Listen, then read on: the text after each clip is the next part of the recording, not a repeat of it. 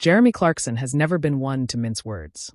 The former Top Gear host, now a prominent figure in the media for his sharp commentary, has set his sights on a new political target, Angela Rayner, the deputy leader of the Labour Party.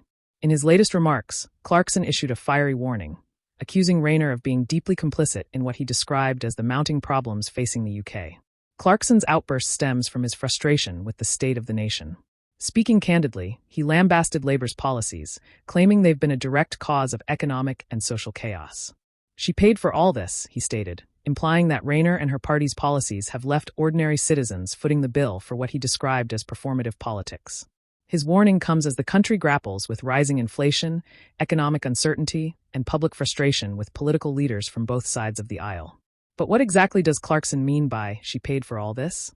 According to him, Labour has embraced a strategy of heavy spending, high taxation, and an over-reliance on rhetoric that he believes does little to solve real issues.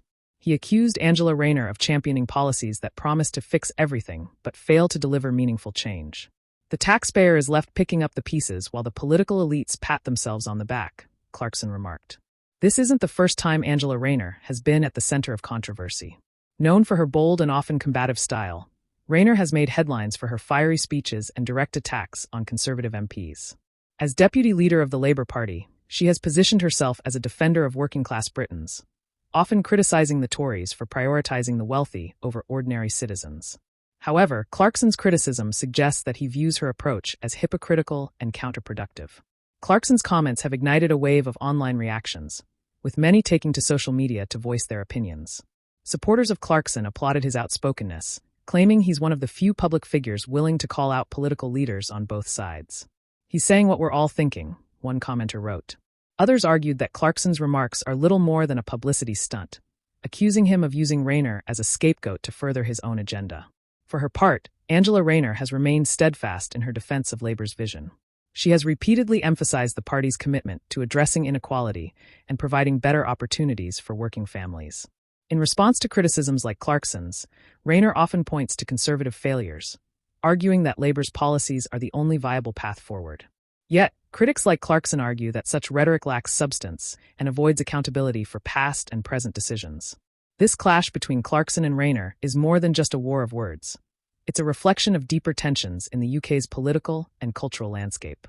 As economic pressures mount, public frustration with politicians, regardless of their party affiliation, continues to grow. Clarkson's warning speaks to a broader sentiment among many Britons who feel that political leaders are disconnected from the realities faced by everyday citizens. Despite the backlash, Clarkson shows no signs of backing down.